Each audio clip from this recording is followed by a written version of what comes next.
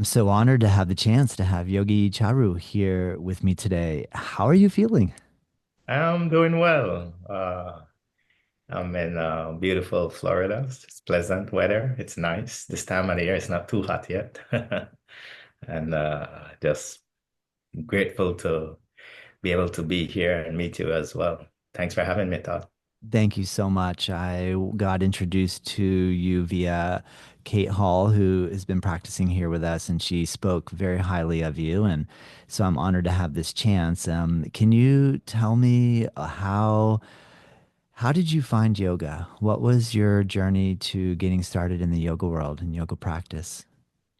So I'm from Belize originally, Central America, and I had just moved to a new school. I was 15 and a half. And I met this one friend, and he was different from all the other kids at school.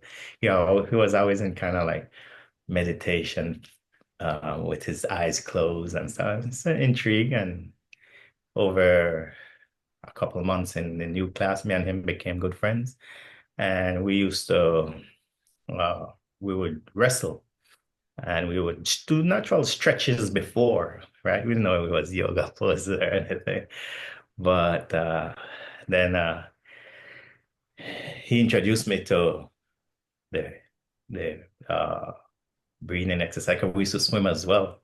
So all this was like before, I just how to hold the breath and things like that. And then at some phase, our consciousness kind of evolved. And then they say when you're ready, the teacher manifests. So the all of a sudden books started to manifest as well.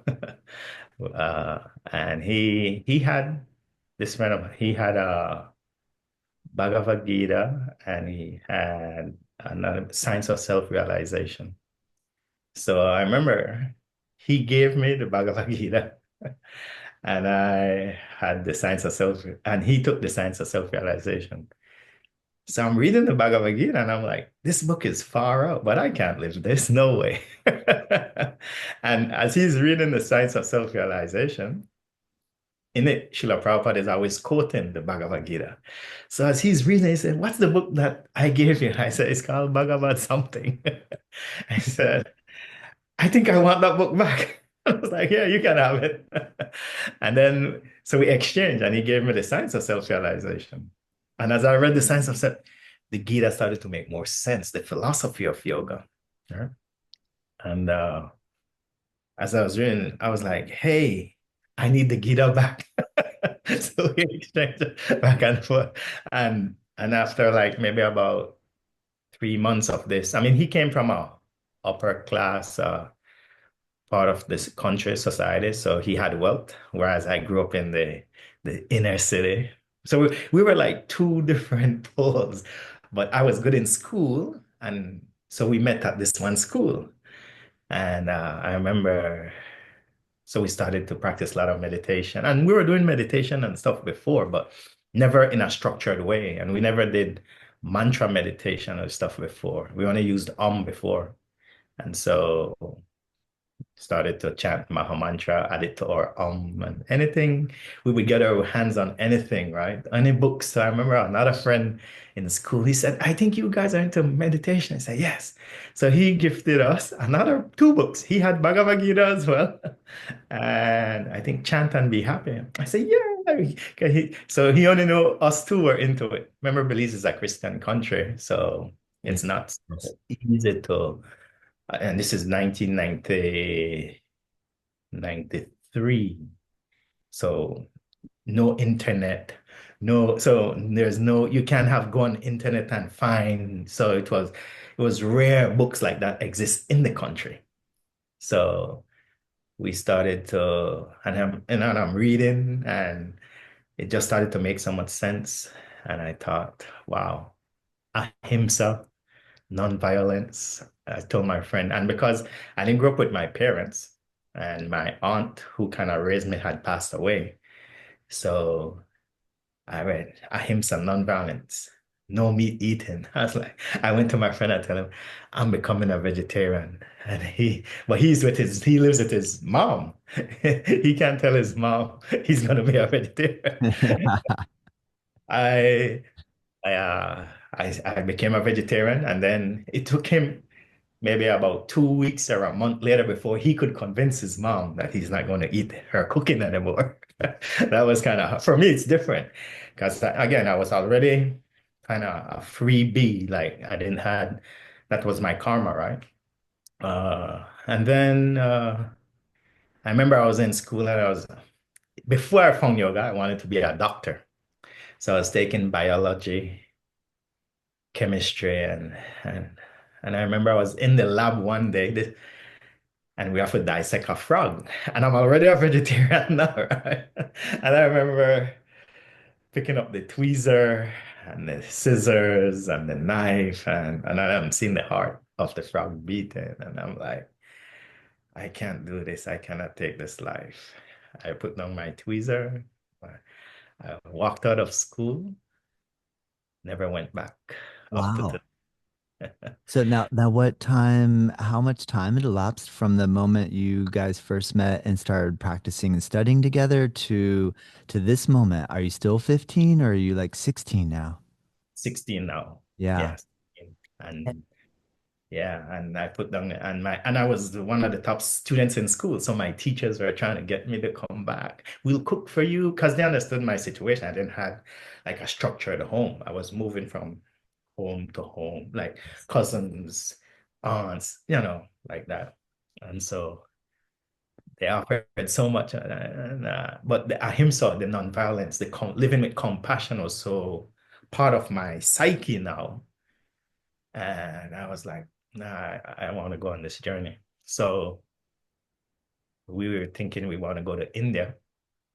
Now to get a ticket from Belize to India, we did the and we asked we went to a travel agent. How much does the ticket cost? The ticket costs about 5,700 Belize dollars. That was like 2,000, almost 2,400 US. Whoa. Go from Belize to India, and this is 1993, 92, 93. A lot of money when you're 16. Yeah. So I worked at a gas station, and as a gas station, you have to do the austerities. When you have a goal set, we always call it Sankalpa. You have to go through the austerities.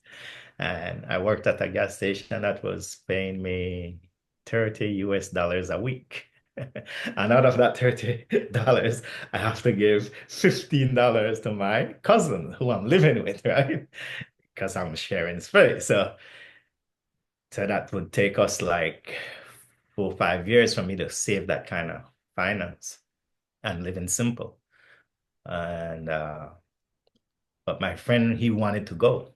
So we started to communicate, and his father lived in LA. So we started to communicate with the Krishna temple in LA, and and they had the book, the BBT, the Bhaktivedanta Book Trust, because my friend started to order more books from them. So he ordered more books from like the printing company. So we had more books now. Easy Journey to Other Planets. And we just wanted to evolve. And uh, the Krishna Center said, they sent us if we want to, because they knew we want to go to India, but they said if you want to stop by and spend time in the ashram in LA, we can do that. We didn't know we could stay in the ashram, but they said yes. So we thought, okay, go to his father is in LA, and that was also another reason. So we'll go to LA first, and then we'll transition to India. So maybe about a year later, I had enough finance to get a ticket from Belize to LA. And then uh, I got help from one of the ministers of Belize who helped me to get a visa for America. Um, and then because my friend came from a political family, so he kind of knew all the people and the politician, a lot of the politicians. Even our airport in Belize is named off this one politician.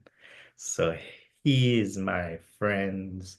He had his grandfather and this first politician are best friends. Ah, Yeah, that's they, that's a good point. I like that you're putting emphasis on how much logistics are it's hard. required to make this first part of the journey. I'm already fascinated. I can't wait to see how you get to India from California, but keep going, please.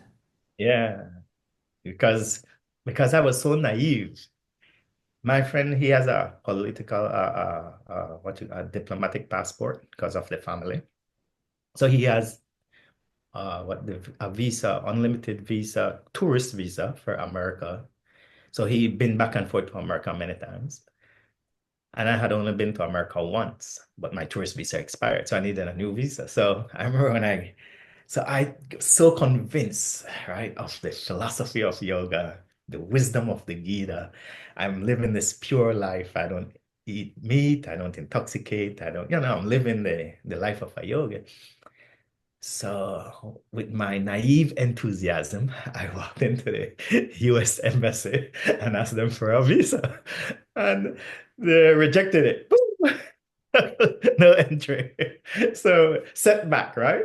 And that's when my friend went, "Oh, we can ask my grandfather's friend for help." So, his grandfather friend, the politician, Mr. Goldson, he wrote the letter, very amazing letter he wrote to the US Embassy and uh, humbly, in a very humble mood and had faith in us. And this time he was blind too. So he could, when I went to speak to him, he just heard my enthusiasm, my sincerity. Yes. He's blind, so he know who my friend is, but he doesn't know who I am. But he's hearing my sincerity about living the life of yoga and like that. And so he wrote a humble letter to the US Embassy, and I went back to the US. And that's how I was gifted the visa to get back to make the travel. Nice. And yeah, Nice. we stopped. Yeah, and by this time, my friend stopped school as well. So both of us dropped out of school and we flew to LA. And then in LA, we stayed in the LA ashram. I was there for, I think maybe we were there, we had 6 months on the visa. So my friend, we want to go to India. So my friend only stayed in the ashram with me for, I think, 3 weeks because his father will sponsor his ticket, but he has to live with his father. Yeah. So he goes to live with his father. And I'm in the ashram, and I've made new friends now, right? And it's so beautiful living in an ashram where you're getting up at 4 o'clock in the morning and taking cold showers and meditating from 4:30 to 7:30 every morning, then studying the philosophy for another hour, and then going out doing seva or karma yoga, right, to serve society. And so I did that, and my friend left for India, I think, in like 4 months. So he went to India first. He took off without you.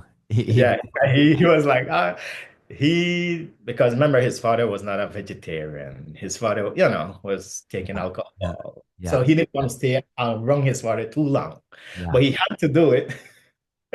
So he went first. He went Did to he, India. did you guys both have the intention of going to Vrindavan? Uh, Or did you have like your eyes like because India is a so big we country. wanted So to go, yeah. yeah, we wanted to go to a place called Mayapur. So Mayapur is the birthplace of Lord Chaitanya, who is, so everyone wants to go to either, once you're in Bhakti Yoga, there are three main holy cities you want to go to. You mentioned Vrindavan, that's where Krishna is born. Then that's in Madhya Pradesh. Then there is Jagannath Puri on the east of India near Orissa. And then there is Mayapur, where uh, East, West Bengal, where like so Mayapur is considered as equal as Vrindavan, just on the east side. So when you go into Vaishnavism, you'll see all the Vaishnavas or the devotees, bhaktas, yogis who live in Vrindavan. They all travel to Mayapur for festivals. And then those who live in Mayapur, they all travel to Vrindavan for festivals. So yeah, so and Mayapur, one of the most common practice of yoga is mantra yoga or kirtan, right? Congregational chanting. So where did congregational chanting started? In Mayapur. That's the home, that's where the root of kirtan started. So Wow. you go, yeah, you go to any yoga studios around the world, you'll see they might have a invite a Krishna Das or a Jai Uttal or the Mayapuris or the Kirtan world, right? The Mridanga and the harmonium. So where Kirtan started is Mayapur. Mm. So we wanted to go to Mayapur, and then eventually, where did we end up? Vrindavan, Orissa, Himalayas, right? That was that Wow. Well, yeah. I have to back you up to find out how long did it take you. So your friend stayed 4 months. He goes over. You're still in LA. You have 2 months left on your visa. Yeah. How did you make the jump from LA to India? So the because I was dedicated, I wasn't the authorities of the temple authorities, the ashram authorities could see I was sincere. So once my visa was finishing, uh, they they had their lawyers who helped to extend my visa, and they extended it as a religious working visa. So I think I got like 3 years, Oh, three wow. years, and I could within that time, then I could apply for a US green card as well. So the authorities, they did that for me.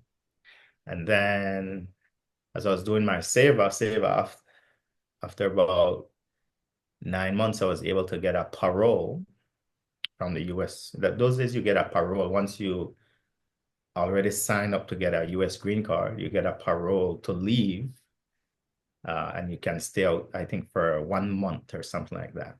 So that that's how I got to go to India. Wow. The Did the temple help finance your ability to go? Because if you're living Yeah. the Oh, true yeah. No, I devotee, have no money. yeah, Right? no I have money, no, right? Yeah, no you're money. living Yeah. I'm a full. mendicant. Yeah. Yeah. Because those days also, one of the service that you do for the temple was to distribute Bhagavad Gita, distribute different books, serve society by giving knowledge, transcendental knowledge to distribute it around the country. So one of the service I did was also to distribute books, and it helped, and people give donations for the books. So the way, we're trained to, tell them, like, if I'm selling a Bhagavad Gita, the Bhagavad Gita would cost the temple like, I think $10 or $8 those days. So we just tell people the cost of the book is $8. I'm a monk, I'm a yogi. Whatever extra you give goes for my survival. So, and that's how you make the donations to help you to uh, go to for my plane ticket to India. So instead of 5 years, I was able to narrow it down in about a year and a half. I was able to get to Yeah, India. wow. A year and a half, yeah. Nice, nice. And so, can you tell me what your feeling was when you first arrived in India? So when I first got to India, I felt like home. Remember, I'm already from a similar climate, Belize, and also I'm a mix, right? I'm half African, half Indian. My mother is Indian, my father is African. So I grew up with my father's culture, the African culture in Belize. And I never grew up with my mom, so I didn't understood. And even my mom doesn't know the Indian culture because it's been about 3 or 4 generations of slavery. Indian slaves came to the West, right? West Indies. So, but something I was attracted to the yoga culture. So when I landed in India in Calcutta, I was like, wow, this feels good. And then we, you know, remember I grew up in humble lifestyle in Belize. And once you get in the yoga ashrams, oh, we sleep on the floor. I'm like, hello, I grew up without a bed. It is- You're like, This is this is home. I found my home. oh, Yeah, yeah. oh, there's no hot water. Hello. I've been taking cold showers my whole life. So, because a lot of people, when they come from the West to India, it's culture shocking because of the comfort of growing up in a developed country to landing and a lot of India is challenging for a lot of people. It's austere, especially in the 90s when I got there, right? Now it's much better. Like now you can get hotels or even some ashrams that have Western bathrooms. Right? When I got to India, no, the outhouse is a thing in the floor. I'm like, okay, you learned my lesson perfectly, right? Yeah. But okay, so yeah, so I felt at home in India. I just, and then I got of course, remember me and my friend, we didn't know to cook in Belize. So when we became vegetarians, we were just basically living on fruits and nuts and berries and juices, right? So we never, until we got to the ashram in LA. And then when we got to India, it was like, wait, all this is vegetarian. All this sweet, rasmalai, rasguras. I got addicted to Indian sweets in Calcutta and Mayapur. And then the feast, every in Indian culture, in the yoga culture, you watch the calendar, there's a festival basically every Every week. day. Every Yeah, yeah, yeah. Parents' Day, this deity appearance day, this, and every day, like literally, is a feast. So coming from not from being, didn't know it was like, wow. And then I'd go back to LA, then back to India, LA, India, LA, India, and then once my green card was started out properly, then I went and then I stayed a longer. Now I can stay more than a month. I can stay a longer time in India. So every time I went to India, I would go to Mayapur, then go to the home of Kirtan, then I'll go to Vrindavan, and then I'd go up into the Himalayas. Now, most bhaktas don't go up into the Himalayas, right? But remember, I was attracted to yoga. So me and my friend would go up into the mountains and Rishikesh, then up in then Dehradun, Ganganani, then up to Gomukh. And we would go to where Gangotri, where the temple of Mother Ganga. And then it's from Gangotri to Gomukh is uh like a day and a half hike in. You can't, the cars won't go, so you have to hike into where the Ganges come out of the glacier. So between Gangotri Temple and Gomukh, that's where we met these amazing yogis, right? And started to learn some of the yogic stuff like that. So once I could stay a longer time out of the US, then I would spend more times up there and then come down and go to those were like my three main places I would be in India. Mayapur, Vrindavan, Himalayas. And Wow. yeah. Wow, Yogi Charu. That's incredible. So all these time you're traveling, you're still remaining on the level of a mendicant in the sense Yeah. of Yeah. you have a bowl and you show up and somebody says, "Here, I share food." And so you're not thinking about attracting material wealth No, at no. all. It sounds like you were very focused on Yeah. spiritual wealth. Yeah. What Yeah. what type of spiritual or self-realization experiences did you encounter, either in the world of doing bhakti and kirtan, say in Mayapur, or in the other two cities that are the home of the Chaitanya movement? But what about in the Himalayas? Were you having incredible meditation practice, or what type of experiences and what type of realizations were you starting or coming in contact with? I'm so curious. Yeah. So once I read the once I read the Gita in Belize and I read the Science of Self-Realization, that took me on a intense trip. Like my life was going like this. I'll become a doctor, da da da da da da da. Boom, my life changed. The Sankalpa change, right? So, and I think what really moved me was when I read The Science of Self-Realization. That was what triggered it deeply, where Prabhupada writes, who are you? Are you your brain? Are you your mind? Are you your body? Are you your name? Or are you something else? And for the first time, I paused and questioned, who am I? And then Srila Prabhupada explains, using the Gita, Krishna teaches that we are a spiritual being. We have this material body, which it's our vehicle, but we falsely identify with it. And Prabhupada used beautiful analogies though, right? You see a car and a driver. The car is only moving because that driver is in it. If the driver gets out of the car, that car cannot move. So the real spiritual being that's animating this body is not the body. So the journey to try and find who that spiritual person is, that's what pushed me.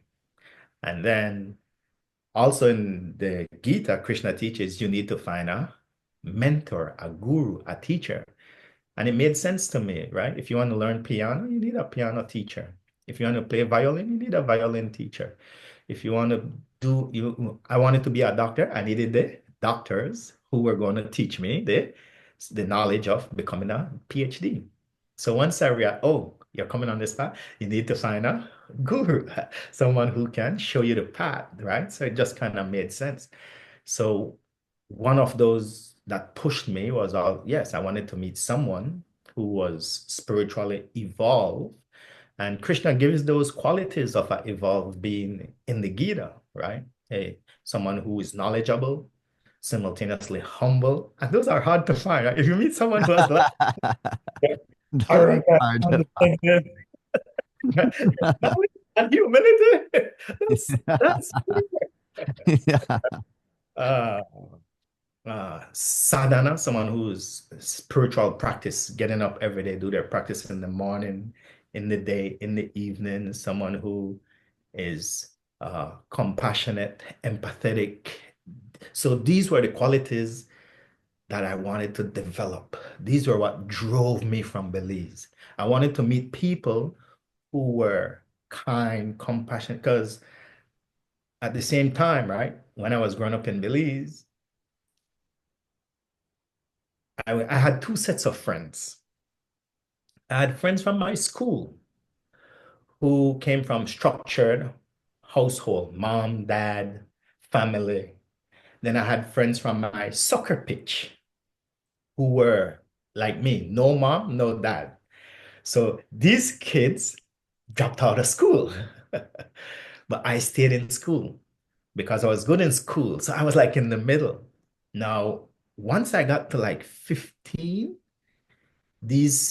my friends who played soccer, our hormones change, right? The false ego, and a lot of them got into gangs and drugs, became drug dealers, and they started to die, unfortunately.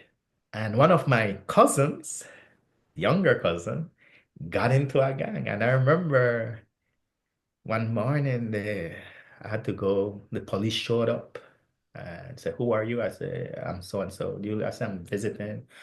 I had to go claim my cousin's body. He had got shot by, because of it.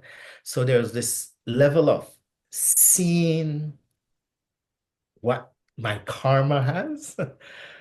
Oh, Charu, if you stay here, this is this. And a lot of my friends from the soccer pitch were dying as well.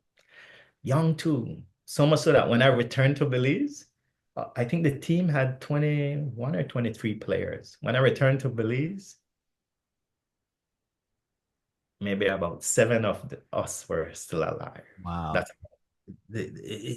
Literally just got rough in that.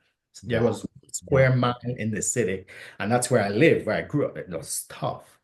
The other, once you leave that part, the country is beautiful, a lot of tourists, everything. But I grew up in that. So I had to wait. I had to live the philosophy, the soul is eternal. That's the body, Charuba. And then put the philosophy into practice, turn it from knowledge into realized knowledge. That the bullet, the fire, Krishna says the soul cannot be killed by fire, cannot be burnt by fire, withered by the wind, drunk by water. So the soul is beyond it. So I thought, who was my cousin who was in that body? And then when my friends they started to pass away on the soccer pitch, I was like, I need to get out of, and that's what triggered me to leave the country. I wanted to leave. I get it. I see. Yeah, I thank you for painting the picture so clearly. yeah. And so with when you see that, then the wisdom came at the same. Like if I didn't get introduced to this wisdom, and I can be untruthful, I don't know if I would see 20 years old. It's just the karma of my karma, not for the whole, because like I said, there were kids who came from a structure of mom and dad. I didn't have that structure. I could leave, I can stay up all night if I want. And if kids stay up all night, what are they going to do? Nonsense. Get into the wrong things, false ego. So the wisdom was resonating with me because I could see the philosophy living right out in my eyes. I didn't have to go far to see a dead body. I didn't have to go far to see false ego and anger. And so I started to rip, okay, let's turn this into a positive, turn this negative into a positive. So as I started to evolve, I wanted to develop these qualities of compassion, empathy. And the emotion that triggered me the most was if I needed to find a teacher or teachers who walk this planet with humility. And humility is different from low self-esteem. Remember, I came from low self-esteem, one, not being able to do things that other kids did in school. Like I couldn't throw a birthday party or stuff like my other friends did. But with knowledge, humble enough to respect every living entity. So once I got to India, then in the back, then I got this beautiful, clear picture because I knew I was attracted to kirtan and mantra and bhakti yoga. Simultaneously, I knew I was attracted to the yogic part, the Ashtanga yoga, because you read in the Bhagavatam, right? The postgraduate of the Krishna teaches it in the sixth chapter of the Gita, yogis who suspend the breath, incoming, outgoing breath, going into trance. As you read the Bhagavatam, which is the postgraduate of the Gita, you read about a lot of devotees, bhakti, who were also deep yogis. So I understood, oh, there's nothing wrong with me following, going into the Himalayas and doing the austere practices because I was attracted to it. I was already brought up with austerity. It's not for everyone. So then I got the understand like this realization came when I was at school. I had a chemistry teacher, a chemistry guru. I had a biology guru. I had a physics guru. They were all different gurus. So then I understood, oh, okay, for my bhakti yoga to evolve, I need a bhakti yoga guru. For me to evolve in my asana and hatha yoga, I need a hatha yoga guru, right? So, and my bhakti yoga guru was so evolved, he had no problems with me going up to the Himalayas to learn hatha yoga. I was, because a lot of times, gurus in India, they want you to just be like this, right? Just sold out to them. But my bhakti yoga was very evolved. He was like, oh, he could see my samskaras, right? The seeds that I have and empowered it. Oh, go study, go Wow. deep in. Yes, go Wow. deep in it. So that's why I have my hatha yoga guru. I have my bhakti yoga guru, right? So the different teachers that helped me to make me who I am today. Charu, how did you find your Hatha Yoga guru? Because if you're leaving, you're going into the Himalayas, I'm guessing you met person after person, what was the moment that you realized the person? Well, I guess my first question is, who is your Hatha Yoga guru? Who are they? Do they have a name? And then how did you know he was your guru? How did you have to, was it like in the presence of him right away? You just know in your intuition that this was the person you wanted to study and practice with, or was it he came to you and said, I see you are a student and I think you should come practice with me? Or was it you coming down and bowing and slowly making your way and bringing an offering? What was that situation like for you? The way you describe it make it sound like out of Hollywood. It's not. Out of Hollywood, right? The Hollywood yoga ideal. I know, Yeah, you read something like Paramahansa Yogananda's like yeah, autobiography of a yogi, and you have these visions in your mind of like illustrious gurus and this glorious path, and you're probably saying, look, man, it was cold showers and it was like, yeah, sleeping on the floor and yeah. So in the ashrams, there is where you meet, normally you meet the students of the guru first, right? And so by associating with the friends, then you hear who their guru is. And then they introduce me, and, you know, his name is Vijay. I mean, they, they don't have any, they're very detached. They don't have computer phones. There's no certificates. There's no, a lot of times, and that's why when I teach, I always share with people. Of course, in the West, people want certificates, but if you read the yogic text, especially Hatha Yoga, any of the yogic texts, Hatha Yoga Pradipika, Yoga Sutras, you always hear they say you should learn these practices from a qualified teacher, not a certified teacher. So what makes them qualified is their sadhana and their practices, and they can show you. So when I was introduced to Vijay, he was this amazing yogi, simple, doesn't have any, like no material assets, right? And just sit cross-legged in the morning, and we'd go into meditation and seldom talked. He practiced a lot of mona, a lot of silence and going within. And then he would come out around after we finish our meditation around 7 o'clock. Because remember, we'd meditate from 4 to 7. Then he would teach the Kriyas, right?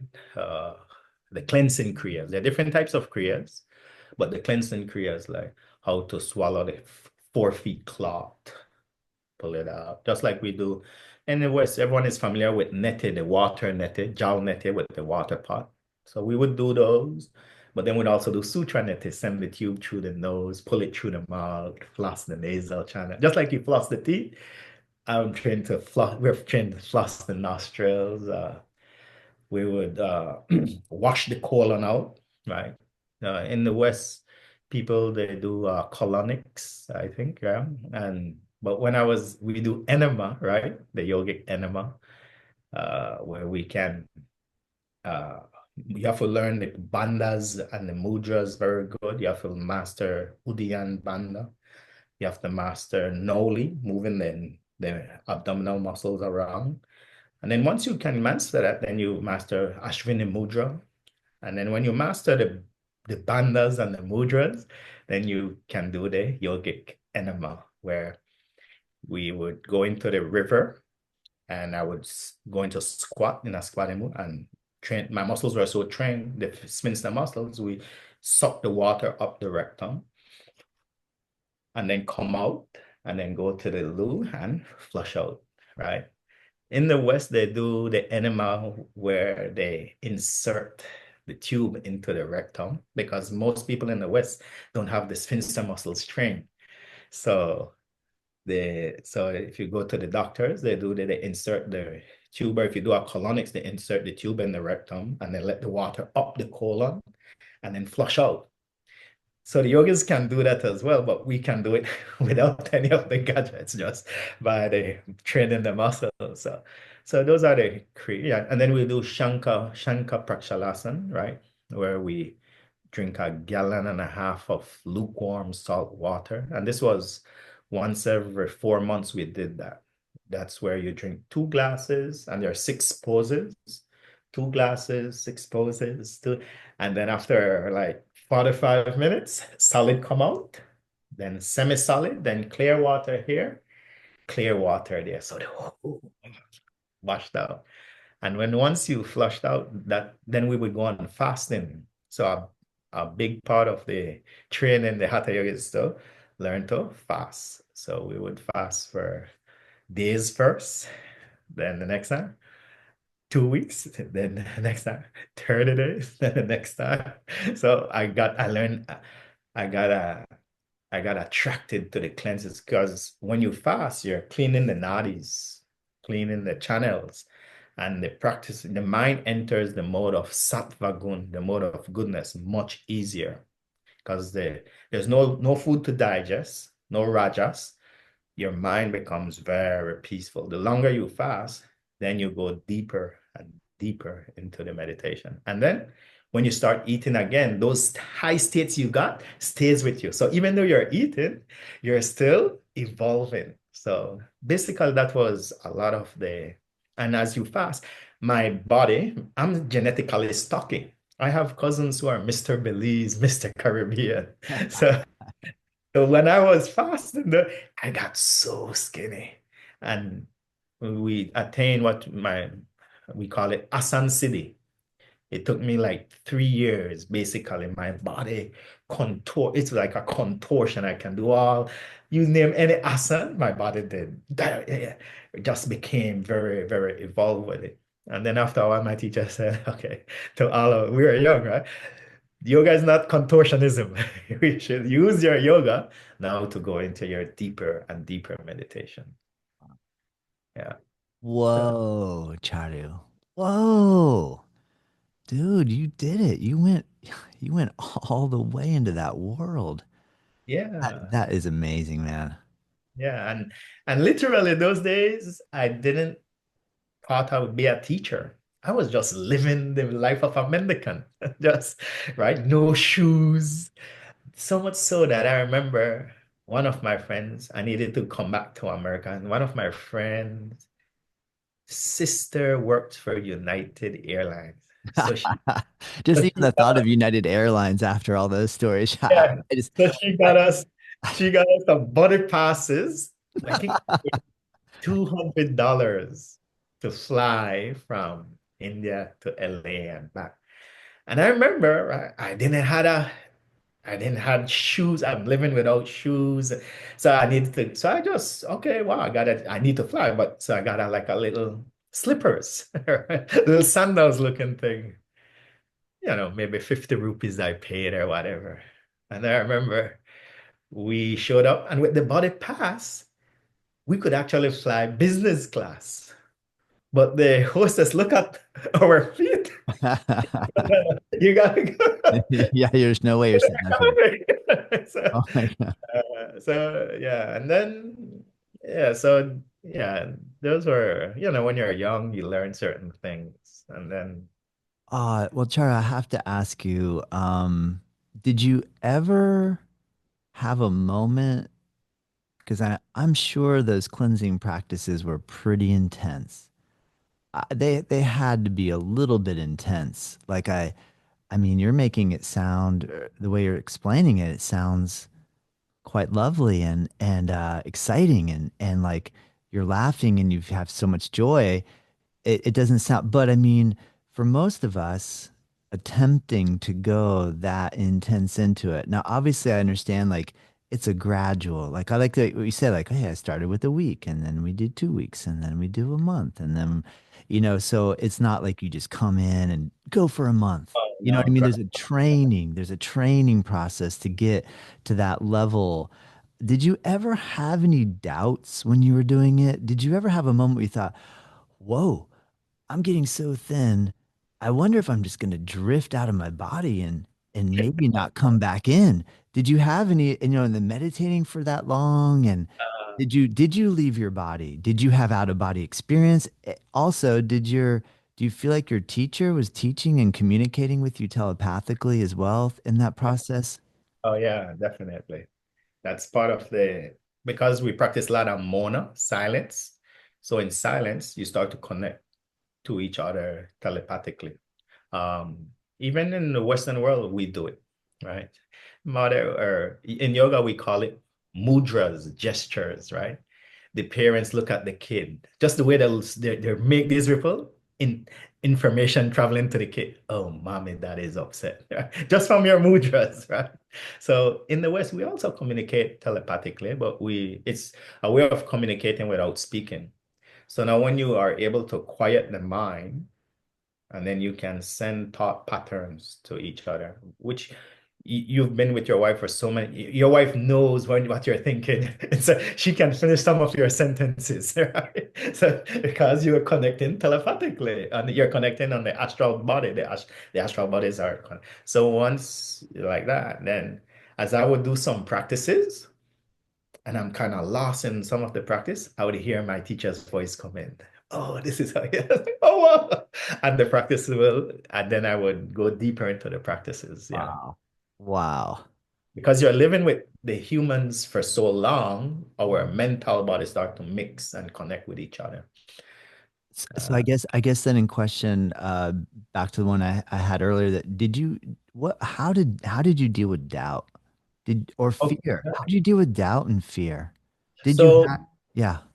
so my doubts, initially, remember I came from a Christian culture. So in the Christian culture, I'm brought up, thou shalt not bow down to false idols and like that. So when I got to Calcutta, I'm seeing people bowing down to a half man, half elephant. I'm like, what the hell is this? Half man, half fish, half man, half snake. Right? So those were my doubts. Like, and I didn't bow down to them until I got the knowledge. Then, because I understood there were a lot of stuff I didn't know about the yoga culture. And so, but I was getting a lot of benefits from the yoga culture. So I didn't want to it's like you don't throw the baby out with the bath, right? You keep the baby, you throw out So what I didn't understood, my doubts, I kept them at bay. Okay, I'm not going to do this because I don't understand it. So as I started to practice more and more, the doubts started to fade away slowly. So as I got the gyan, the knowledge. And then I remember one time I almost like lost the conviction of the process. I was in the mountains and I was like, it's sneaked in. I should go back to school. uh, I, you know, I was like, should I go? What am I doing here? Oh man, should I go back to India, go back to the Caribbean, go back to school? So those little things come in and challenge. They're like little steps of challenges, right? And I remember I was saying, yeah, I'll leave because the Himal sometimes depending on the season. So, and I think when it was cold, right? The Caribbean, warm weather, and then it's freezing cold. And then you have to take bath in that Ganges River, and the God is covered in that cold mist. I mean, just going in it, freezing, right? So the mind develops, this is not for me, right? Yeah. But then I was seeing other humans immersing themselves in the Ganga without. So I was like, how did they develop that mental power? So simultaneously as the doubts were there, I was seeing abilities which I can achieve if I work to it. So those were what kind of, and then as I would get a certain state or achieve a certain, the doubts went away gradually, Wow. gradually. Great answer. Great answer. Oh my gosh. Ha, I don't even know what to say, Charu. I just love these stories. I just want to hear more. I just want to hear more. So okay, so that's a long time ago. And Yeah. now are you well, I don't know, it's not that long ago. Is you're married? Are you married? Yes, I'm married. How, So how have you transitioned? So you lived the life of a monk.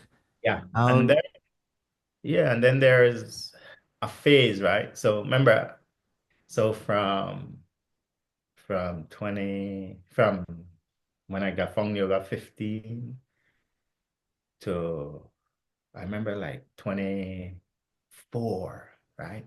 And I can truthfully say this. I didn't had any sex desire.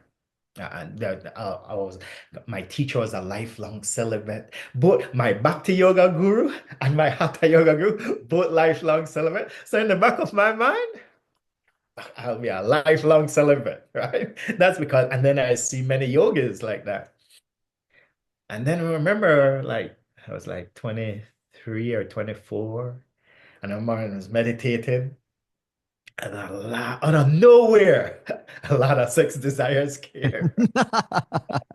Out of nowhere, just I don't know, right? Like, because I later understood, I understood there were seeds, like seeds, samskaras, yogis call it. They're in our subconscious mind. They just need time to fructify.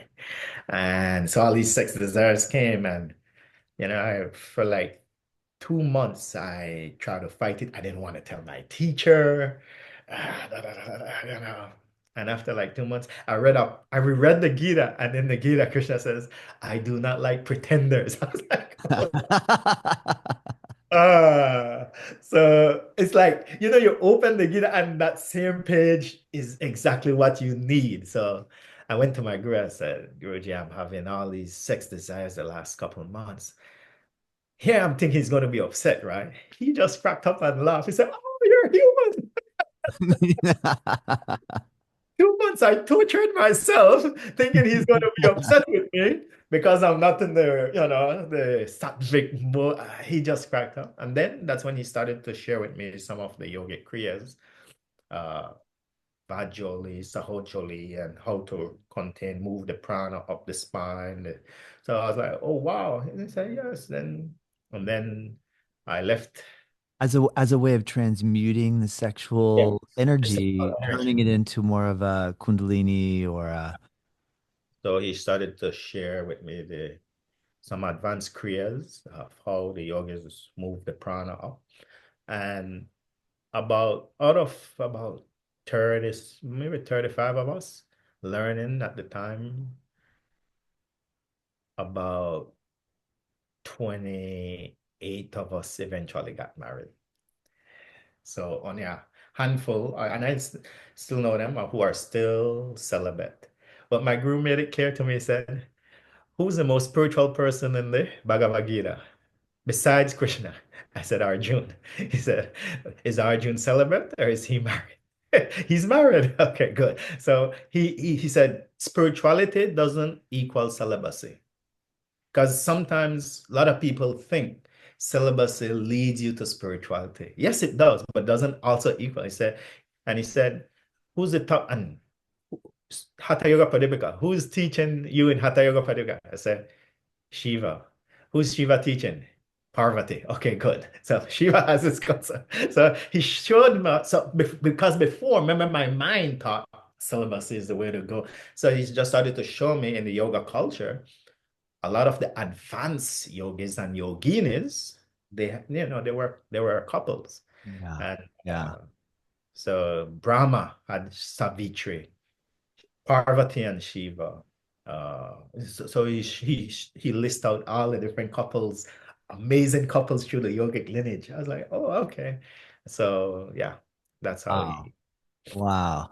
That's so cool. I think that's such a great story. Oh my gosh, great way of explaining it.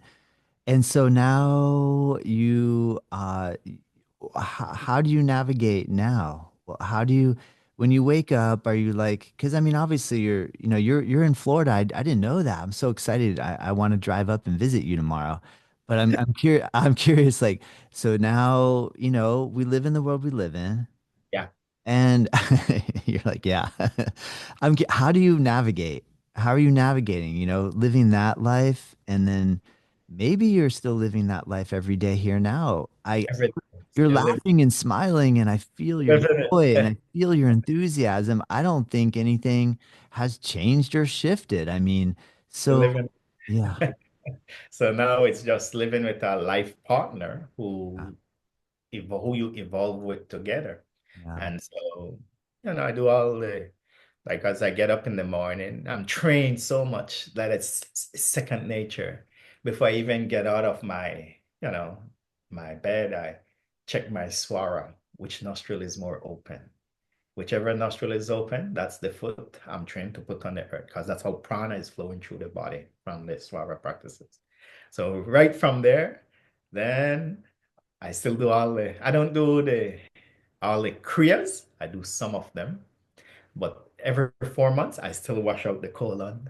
I still, once a year, I still do 30 days of fasting. I still incorporate it into my lifestyle. Yeah. And, you know, my sitting every day for meditation and kirtan and studying the philosophy still, because I teach it every day. And every day as I practice and I teach, I still keep learning. So I understand I'm a student of life. Yeah. Yeah. Yeah. My teacher used to Wow. always say, my Bhakti Yoga guru, he used to always say, Bhakti Charu Swami used to say, when I would come from the Himalayas and I'd land and I'd go back to Mayapur to do kirtan. And then he said, oh, you're back. And then he said, yeah. He said, it is very good that you have that mentality, that seed that you can live like that. And he said, we have an amazing yoga in our culture called Prahlad Maharaj. And it's in the Bhagavatam. And Prahlad Maharaj said, it is good to live in the Himalayas. But in the Himalayas, no one challenges you to evolve with anger and frustration because everyone is in a mode of goodness. So Prahlad Maharaj says, it is better to live in cities because that's where you grow. In the Himalayas, you grow like this. In the cities, you grow like this Uh, because you have to put the yes. into the knowledge into practice. So being compassionate, being empathetic, not, so living, teaching out of compassion. So yeah, so that's what I do. I still go back to India once a year. And then when I'm in the West or wherever I am, I'm always teaching. Yeah. Amazing. And you wrote a book. What is the title of your book? Yes, the title of my book is A Practical Guide to Mental Hygiene. Nice. There it is. For those of you listening, you can go to the YouTube channel and and check it out. Well, Yeah, awesome. I'm gonna buy a copy as soon as we're finished. I can't wait to read it. Yeah, and And it's a practical because in today's day, everyone does dental hygiene. Everyone brushes, but no one does mental hygiene. So the practices helps you to train your mind and understand how each of the five senses affect your mind and how to purify each of the five senses. So you develop a daily mental hygiene as well. nice. And can you talk about your training that you offer? I think it's a year-long training. Yeah, so before I used to do like 1 month training intensive, then I'd train another, take a break, do another training for meditation to prana vidya, yoga. Then I just like the way I was trained was over a long period of time. So instead of just being intensive for 1 month, I decided to do a training for people for over 1 year, where we meet for once a week. We meet every Saturday morning. You get a practice, you practice it for that week. You come up with, you get new practices because that's how I'm trained. You practice it that week, you get a new practice, and that's in that way I introduce people to a lot of the yogic practices, which many people just read about them in books, right? Prana Vidya, uh, Krishna Kriya, pranayam, the koshas, chakras, uh, working with all the vayus and moving prana and healing the body and mind. So it's a beautiful training and it's once a week. Anyone can find once a week for an hour and a half. And then the goal is to help people to develop a daily mental hygiene practice where you sit, you brush your teeth, you sit to clean the mind regularly. What a great idea. And obviously that's on Zoom, so people Yeah, I can join in around wherever. the Doesn't home. matter. Yeah. Yeah. Wow, Yogi Charu. What a great. Thank you, Kate. Kate was so excited. I mean, she just lit up when she started talking about you. And Uh, and and I said, "Do you think you could help me introduce, could you introduce me?" And she's like, "Oh, definitely. He's busy. He's got stuff going on. So, we don't know if he'll write you back or whatever." So I just you know, so and glad then they were invited. and then today I saw her, I said, "Today's the day." And she was like, "What time?" And I was like, 3:30. She's like, "Oh, I know you're gonna publish it, right?" And I said, "Yeah, of course." And because I think she just wanted to listen right now, like she was so excited. So her enthusiasm, the Yeah, way yeah. she lit up about you, and I just I just really appreciate this opportunity. I'm so excited to meet you, and I hope well, I mean, I can't believe you're only like 2 hours away. I really Yeah, I do. can drive them to, I I really can, want to come visit. So, but yeah, these days, visit your space. thank you, Yeah, Charu. That would be have that would be Kate, amazing. We would love to have you here if you want to come down. yeah, we can plan it. Yeah. Cool, man. Thank Kate, you. yeah, Kate has been a good friend, student for at least maybe about 15 years. I think I met her about, or even maybe 13 years or abouts. We've been good friends, and yeah, I'm so glad she made the introduction to you, Todd. Thank you so much. I thoroughly enjoyed this. I really appreciate it. Is there anything you would like to leave us with, Charu? Any final thought and or encouragement for all of us that are striving on the path of yoga? Uh, and one of the beautiful things I've learned in the process is we are all evolving together. So every human we meet, the human form is very rare. So when we meet a fellow human, we know that soul has done a lot of work in their past to get the human form. There are many forms out there. As the Vedas explain, 8,400,000 different types of species. So when you get the human form, that's rare. So whenever I meet a fellow human, just try and reconnect to them, not just on the physical plane, but connect to them on the spiritual plane. And the spiritual plane means a force coming out of the heart space. And we put a word on it, LOVE, but it's a force. And the word yoga really means love. Because when you love someone, you come together. So yoga is supposed to bring mind, body together, but also express it to the planet. So when you meet a fellow human being, walk around, oh, it's like an old friend you're meeting, right? Like when I met you today, I was like, oh, another soul who I just met, reconnected this life, but we've been on this journey for many lives. So let's inspire each other. Let's help each other to evolve, right? Some days I might be strong and our friends will help me, or I can help a friend. Then some days I might be weak, my friends are there to pull me up. And if we live like this, then we won't be living with each other thinking I am superior to anyone. As knowledge comes, we must develop humility. And with humility, with our knowledge, we can inspire each other, serve each other. And that's the one of the goals of life. We want to serve God, but we have to also serve God's children, serve the planet. Yes. Oh man, perfect. Thank you so much, Yogi Charu. I Thank you, Todd. thank Amazing. you. Thank you. Yeah, have a lovely rest of the day. Thank you.